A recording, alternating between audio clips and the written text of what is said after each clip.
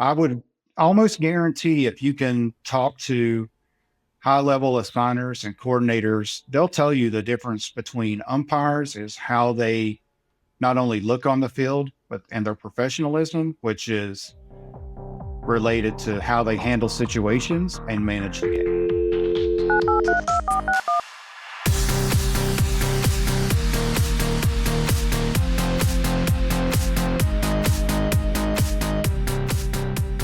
Hi there, welcome into the podcast. Patrick Faerber, as always, with Umpire Classroom. Today, I'm sitting down with Frank Barlow, who's a D1 umpire and recently contributed to referee an article discussing about game management and working with coaches. And this kind of follows up on the last couple of videos we did on YouTube focused on situation handling and the 5 steps of an ejection. So if you haven't already, before watching this, go ahead and check that out on YouTube, Umpire Classroom. And make sure wherever you're listening to this, please subscribe, give us a review. Those greatly help us reaching other umpires out there in the world. So hope you enjoy. Let me know your thoughts in the comments and look forward to seeing you on the field. Frank, maybe you want to introduce yourself real quick, just so I can even learn more about your background. Sure. What would you like to know? Yeah, so what are you umpiring? Were you working this weekend? I was working scrimmages at East Carolina University. Since the D2, D3 season has officially started, we're very short on only umpires that work the D1 level. So that's a challenge getting umpires out even for scrimmages at this point in the year. So one more weekend and then we kick off the D1 season. So I'll be at ECU again this weekend. Okay, and this is the first weekend series of the regular season? No. This is the last weekend of allowed scrimmages. Yeah. Gotcha. Yeah, this is the first year I've been learning about umpiring college ball. I had a career change that now I'm going to be able to look into that more. And yeah, it's a little bit of a confusing schedule to figure out, especially then you got like the NAIA stuff, D3, D2, and it starts really early. I mean, the very first weekend of February it's an early start. And I can't even imagine how early it feels. I'm sure it's a little bit colder in North Carolina, and you and I aren't even as far north as Ohio and Michigan and all those places. Right. That's why all those teams, the first few weeks of the season, come from the north to the south to play baseball. So, yeah. Do you go down to Florida for any of those tournaments? Not tournaments, but I am going to Florida this year on my schedule for college. So what conferences are you calling? How long have you been calling college ball? What was kind of your path to get there? So I think everyone's path is so different, including mine. I started calling sports officiating when I was stationed in Japan. Then I went to Georgia. I was there for a brief time before deploying to Iraq. Then I moved to Virginia after I returned from Iraq, and I started with an association there ran by Greg Walls, who is a D3 conference coordinator for the ODAC, the absolute best in the business. There's a few out there. Luckily, I work for 3 of them, to include Greg, Rich Fetchett, Tom Honick. So I started working high school for Greg Walls. Then I made a move to North Carolina because of the military, and then went to a camp for college. Greg was there teaching the plate and asked if I was interested in working college baseball, which I was, and started working. And I worked for him for a couple of years straight. Then I also started working in the D2 circuit for a couple of conferences, and was also picked up in a couple of D1 conferences, and then had a coordinator change based on demographics, geography, teams that were closer to me. So now I work exclusively for Rich Fetchett and Tom Honick. Okay. Most of my schedule is the American Athletic Conference. I work the Big East Conference. I've had Big Ten non-conference games, and I work in the Coastal Athletic Association. Okay. Awesome, man. It gets so, and that was another thing too with the college stuff. It gets confusing to figure out who to talk to work what games, and it's a web. But once you kind of find the right people, they can really guide you to those right spots and hopefully to the games you're looking to work and keep challenging yourself. Yeah. Unfortunately, the roadmap is not clear. So luckily you have access if you're looking for umpires as mentors to guide you along the way. And so that's always been my goal. I always want to bring in, like we had talked previously, I want to bring in newer, younger officials, even at the college game, get them started in the D3, D2 path to D1, even umpires that have worked pro ball, but not at the, basically, you're not going to go straight to a D1 schedule for the most part from pro ball unless you were working in AAA. So there Yeah. are some exceptions, of course, but the key point is to go to camps, get training, always look to improve yourself, improve those around you, and everything else seems to line up and work out for those that prove themselves on and off the field. You're right. It's definitely, it doesn't seem to be mostly go from minor league ball immediately to D1. There's kind of a journey as well through it all. I mean, it's similar in some ways, but it's different in some ways, right? I mean, they're just not exactly a one-to-one switch over. And of course, that's before you even start talking about the different rules. And as someone who's been to pro school twice and then does what I do with the high school rules, they're very different. They Very do not different. convert and over. the NCAA rules are very different than those two sets. You basically end up with a mix of different rules. And we're doing things at the college level that you don't have to do at the pro level, like run clocks on the field, strike zone initiatives, things that are, we're trying to up the game for umpires as well as for the teams, because it's all at the end of the day, it's all about teams being able to play baseball at the highest level and umpires just enforce the rules that are written. We're trying to make it uniform across the country. So whichever college game that you're umpiring, if you're seeing a game in California, it should look the same as a game in Florida or even North Carolina. So, and I feel like your path is to get the National Federation high school umpires on that same trajectory where the games look the same from one state to the next, one association to the next. Yeah, and that's, it's so much easier said than done, especially with, the farther it gets from professional baseball, where it's a career for the umpires, the more part-time it is, and then just the harder it is to invest time and energy to meet together and put those things together. And like, it's even hard at the D1 level. And it's funny, I took the college preseason course for the first time this year. And it was funny how much of it was focused on things that, when you really think about it, are pretty much only D1, and even some of that are just, the power conferences, like replay on most of your games. And it's funny, like, just how different it can be, that, like, especially when you get to the lower levels, your D3s, your NAIAs, which I'll be finding more out about shortly, it's a very different game still. Yeah, when you introduce replay and those things are happening, umpires are responsible for the replay system for the most part. When you get to the ACC and Big 12, some Big 10 games, they may have centralized replay. But for the most part, I mean, the umpires, you still need to know what is reviewable and how to explain these rules that are fairly new to some of them and always constantly changing. So these things, we find loopholes or better ways to implement the process. So our goal on the field is to also educate and guide coaches to the correct answer. So we try to remain a resource on the field, even though we're there to officiate the game. Well, you have to. I mean, there are scenarios where you kind of have to guide the coaches, especially when they're not MLB coaches or in professional baseball. Maybe, a little different at college, but certainly at high school level, where they're probably educators first, at least their paychecks would say that. And I think it depends on the school too there, right? So yeah. But then you do have to focus on things like the player DH, for example, because most coaches do not understand the player DH. It's a very confusing concept, even more so at the high school level, since it's player, not pitcher DH. Right.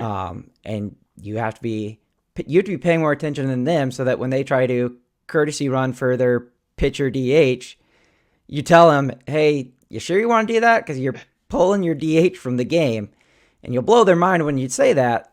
But yeah, you're right. There's some things got to be instructional on. And then just the higher the level, seemingly the more you have to know to be instructional on like what is reviewable and what's not reviewable. Right.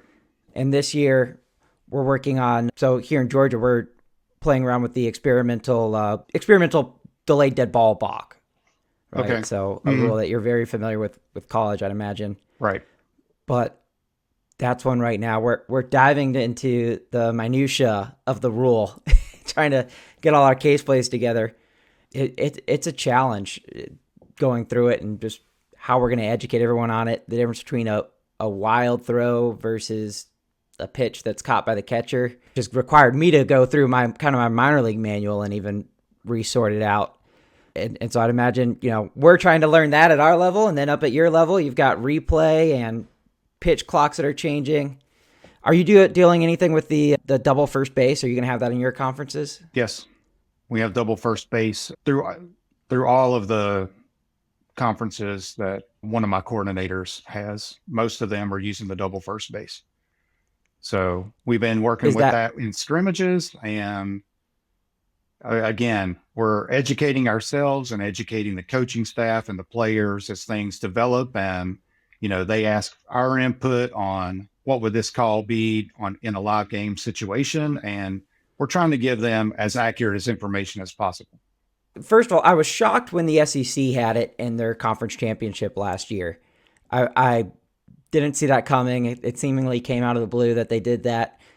And when you usually think of a conference like that, you think of a conference that's very traditional. It was surprising that they would try such a thing first, and then all of a sudden this year they're fully implementing it. But it's a very complex rule, a lot more complex than the high school equivalent of the rule, which says you can touch either base at any time. And then you read that rule, and it's very specific. Well, you're looking at a conference coordinator there that's working in conjunction with all of the conference coordinators across the country. Paul Gillier is the conference coordinator for the SEC. So he's very forward thinking, and he's bringing to the table a lot of initiatives that may not be traditional, like you had stated the SEC had been in the past. So with the strike zone initiative, they're all working very hard together to make umpiring better, make the game better, respond to the wishes of what fans are wanting and looking for at games, and making the playing field as safe as possible in the same manner. So the safety thing is a key aspect of the double first base. We have some other initiatives out there as well. So, well, and I grew up a Braves fan, so I remember Tim Hudson ending his season with the Braves on a collision at first base where I think he broke his ankle or something like that, but because they didn't have a double first base. And it's funny, the reason I think the MLB expanded the bases and then the runner's lane is really just because they didn't like the look of a double first base. I would agree with that. That's my personal guess. I think people look at it and say, are we at the baseball field or the softball field? Yeah, it looks different, but I will say when I saw it on the SEC games, it really didn't look bad. It didn't look like as much of an eyesore as you might have thought it would. Well, it's the safety portion, and then the last thing I want to call as a plate umpire is a runner's lane violation. So if we're keeping them in foul territory the whole way, he doesn't have to exit the runner's lane to touch the orange bag or the colored bag. So there's a couple of aspects involved in the double first base rule that some people may not even be thinking about. So we should see a significant decrease in runner's lane violations because, now we have a dead ball. Now we're returning runners. So it becomes more than just making the call on the field. You anticipate a coach is coming out on that play. It's a much easier way to do the rule. And of course, MLB, they've got a lot more money than most schools and high schools and colleges. Of course. So they can afford to standardize the distance between the foul line and the infield grass and the dirt in between. We obviously can't do that at our levels. High school, there are high schools that don't even have dirt between home and first. It's just grass. Absolutely. I mean, all of these things are factors that go into it all. So Yeah. I see the push. Obviously, the first push is any rules regarding safety. That's always implemented as soon as possible. And schools and game administrators and people that control budgets realize those things are important. So the last thing we want are players to get hurt when it could have easily been prevented by spending another $100 or $200 on another base. Yeah. And you put it in once and you forget about it.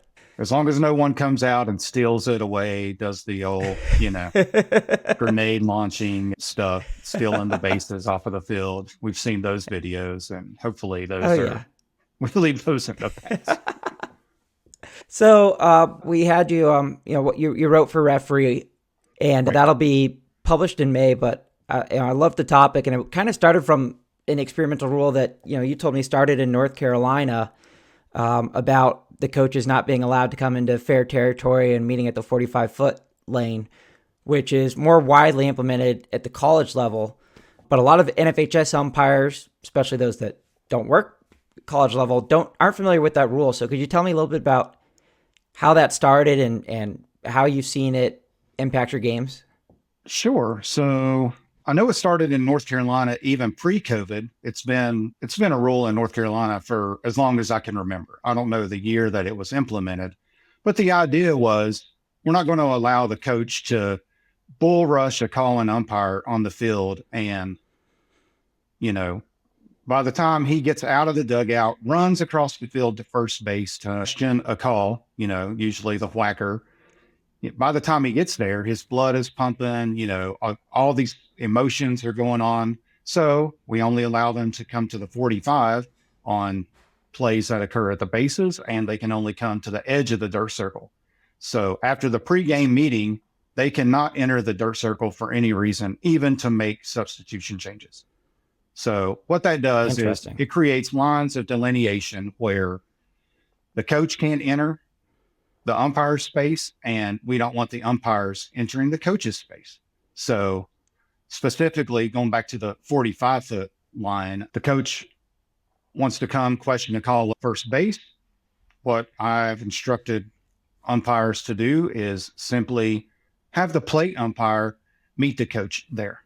So one, they start the conversation at the 45-foot line, and everything has an opportunity to de-escalate. So the coach is now talking to a non-calling umpire who saw the entire play. The non-calling umpire can explain to the coach that, yes, indeed, it was a close call, but it is a judgment call, and I don't have information to overrule or to give to him to reverse the call.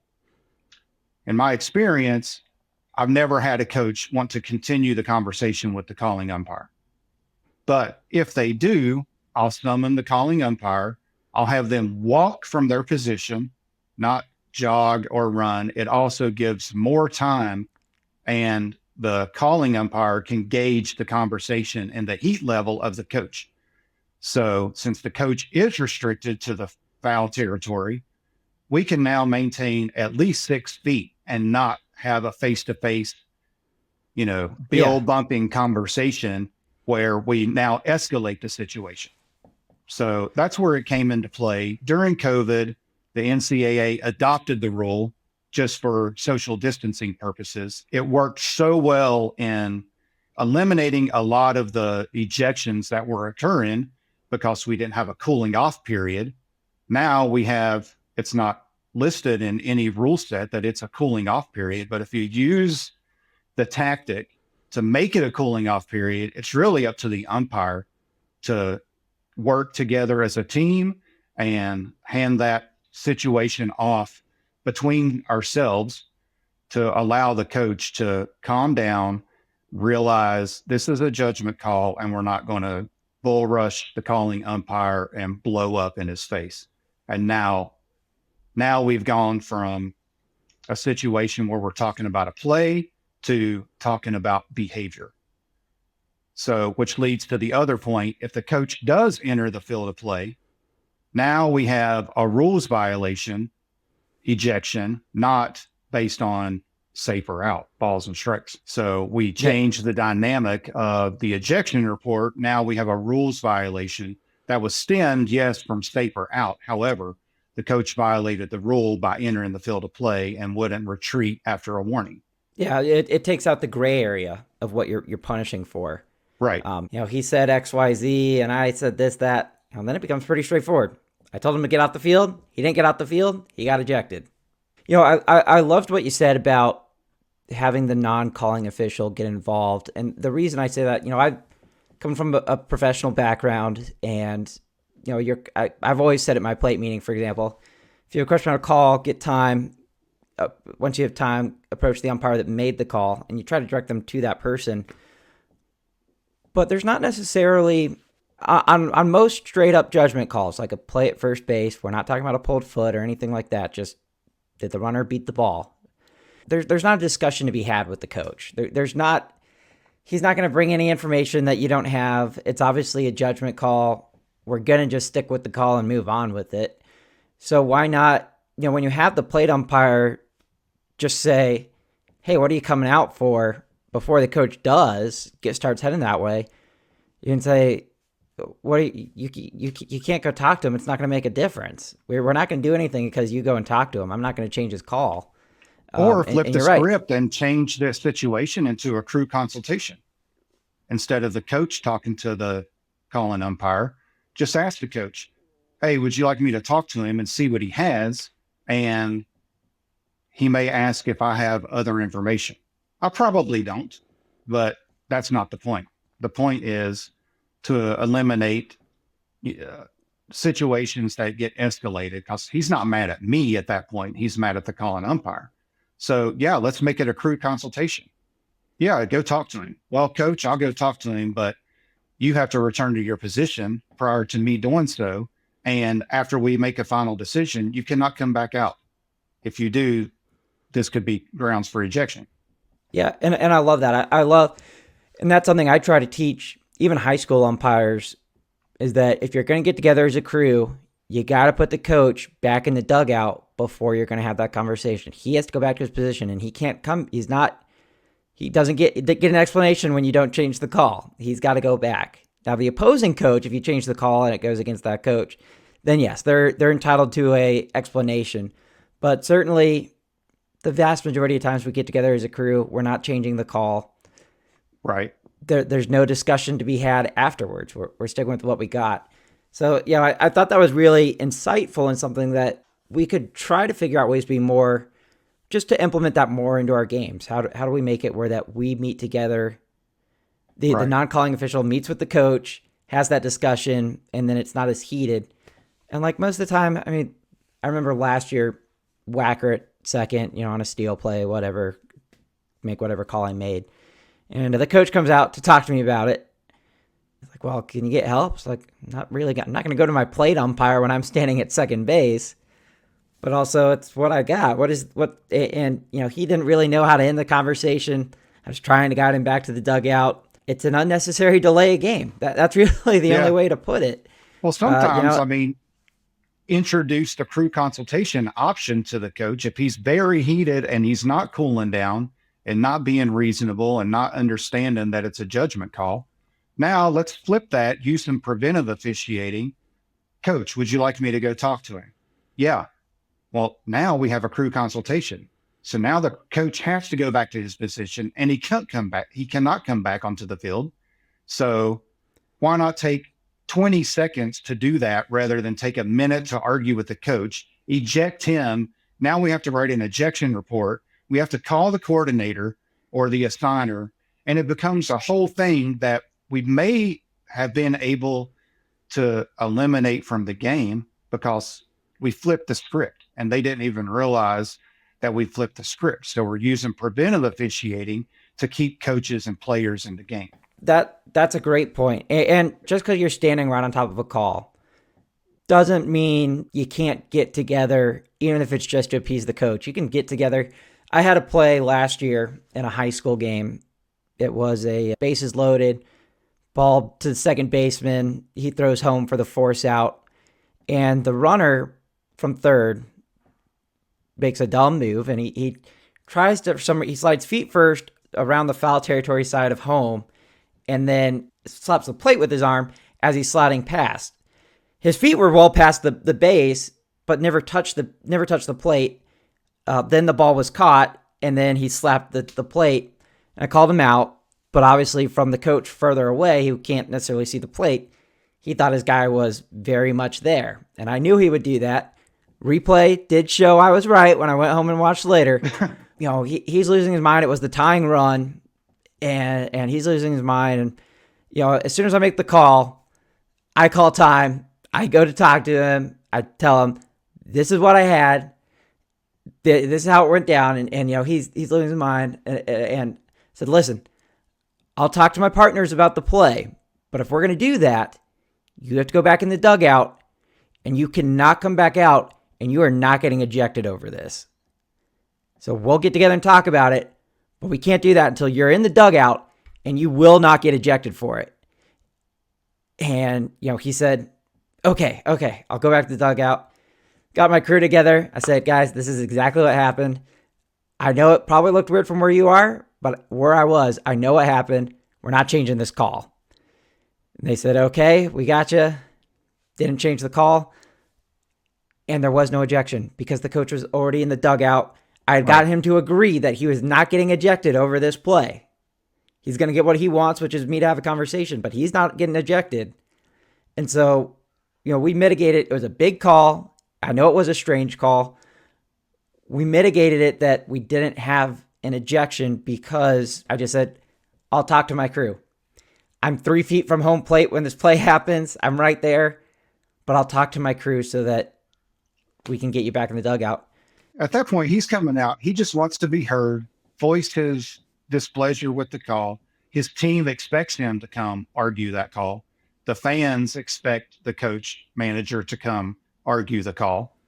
But those things, like you said, you expected him to come. You knew he was coming because that's his job.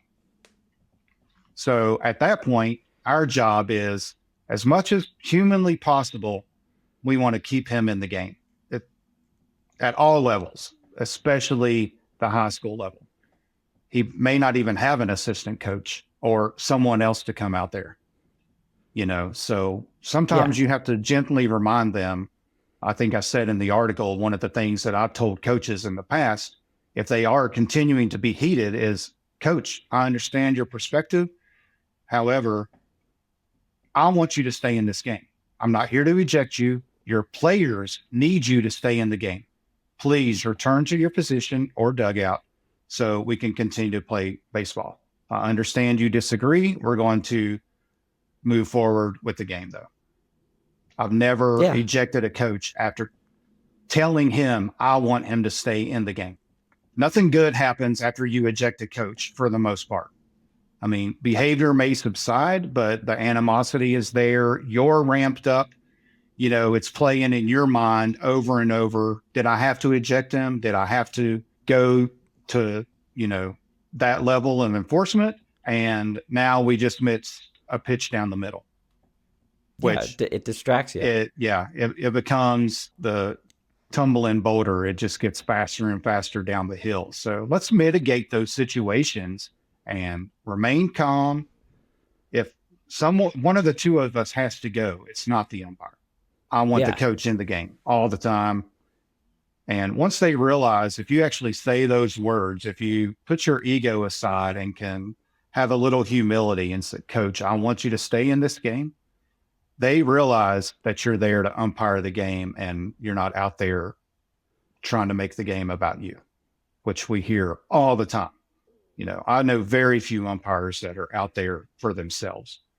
Especially at the high school level, it's about being an extension of the classroom. It's about developing young men. And it's such a great point too, because we don't need to die on the hill of, I was right, coach. You don't need to die on that hill. The only goal, if they come out to talk to you, is just to get them back in their dugout. That's it. You don't need to die on the hill of, I got the call right. I'm going to explain it to you 10 times until you fully understand it. Right. My goal is the next pitch. If your goal isn't the next pitch, then you need to reevaluate how you're handling situations and your game management skills to get to the next pitch as quickly as possible while keeping everyone in the game. As long as they follow your instructions and don't escalate and have histrionic gestures and all of these crazy things that we sometimes see on these videos and maybe in person every now and then. But we need to get to the point where we're keeping coaches in the game and moving the game along. Yep. Get to the next pitch as quickly as you can. Yeah. I mean, I like to use the line, Coach, that's what I got. You might disagree, but that's what we got to go with. And we're going to have to keep moving. We can disagree. It's okay. I'm certainly not perfect. Yeah. It won't be the first call I've missed, and it certainly won't be the last. Possibly in this game, possibly in this inning. So we're gonna have to just go on with it, Coach. I'm sorry. Let's see how the next pitch goes, and then we'll take it from there. How's that? Yeah. I get 3 a game, Coach. Every batter gets 3 strikes. I get 3 missed calls. I'm gonna have to deal with that. I really enjoyed the article. I think that's going to be very beneficial to a lot of umpires. I think there's a lot to be learned about situation handling that just comes with experience, but hopefully, we can lower the amount of experience needed for officials to better handle these situations. And that's why we're sharing these experiences and the tactics that we use on the field. And I'm an advocate of using everyone on the crew to their full potential and abilities. And this is a great one, handling the situation, managing the game, to make sure we're getting as many calls right as we can on the field with and without replay. I don't know any high school that has a replay system, but nope, not going to happen. Yeah, way too much money, too much time invested, and the investment to train umpires would be significant as well. So I don't see that coming to the high school game probably ever, but I do see how we can use a lot of the rules that are written and some of the tactics that we can modify to help ourselves handle these situations, manage the game, keep coaches in the game, and get to the next pitch. I think that's perfect. And, I guess the last part of it is, will high school ever implement a rule similar to that at the NFHS level, at the nationwide level versus just North Carolina? Because I think it does make a lot of benefit to keep those coaches where they are and have the discussions that way. Just lowers the aggression overall. So my question to anyone that would say, no, we're not going to do that. I mean, through my career in the Army, I've always been a leader that answers the why. Like if you answer the why, people buy in way more and they make it more personal rather than just doing a job. So my question would be, why would we not implement that rule nationwide just for that very reason? If not for anything else, if not to not have a coach accidentally go out there, bull rush the umpire, accidentally bump into him. Now we have an ejection, right? Yeah. Like it decreases ejections, keeps coaches in games. I mean, I think that's what that should be the goal for everyone. Yeah, absolutely. Well, Frank, it's been really good to talk to you. We've started the conversation here, which I think a lot of people will enjoy, and hopefully we'll get some good feedback on it. Frank, I appreciate you coming on. I know we want to do this a little bit more, have more of these conversations. I know you're eager to give back. Any final thoughts before we log off here? The only final thought I would have is we have to provide high quality training especially for younger officials. That makes them more presentable and credible on the field and keeps them in the game longer. I feel like we're losing way too many newer officials because they're not trained on game management and handling situations, and they get discouraged and tired of being berated on the field. So my goal is to recruit and retain newer, younger officials, those that will replace me one day. We can modify mechanics to make it work for everyone. I mean, especially at the high school level, we need officials in all sports, not just baseball. And I think it goes back to what's that first year of training look like for them? Mechanics are first with rules, and we eventually get to handling situations and game management when maybe those need to be toward the top of the list. Yeah.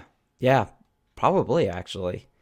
I would almost guarantee if you can talk to high level assigners and coordinators, they'll tell you the difference between umpires is how they not only look on the field, but and their professionalism, which is related to how they handle situations and manage the game. Absolutely. Yeah. It'd be good for them to learn early.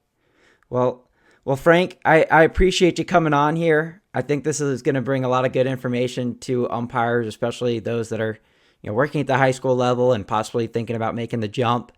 And we'll have to keep having conversations, especially once the season starts here very shortly, because then we get to talk about actual things that happen in our games, and maybe we can talk about some Absolutely. situations where we handled them well. And even though you and I kicked the call together, we didn't have to eject anybody, and that's what's important. Right. Yeah, that's the Awesome. goal, right? Awesome. Well, Frank, it was good talking to you, and Great to be here. Thanks for having me. I appreciate the opportunity for the article, for the collaboration as well, and just the general text back and forth, figuring out how to make this a better place for everyone, the umpiring world, that is. So.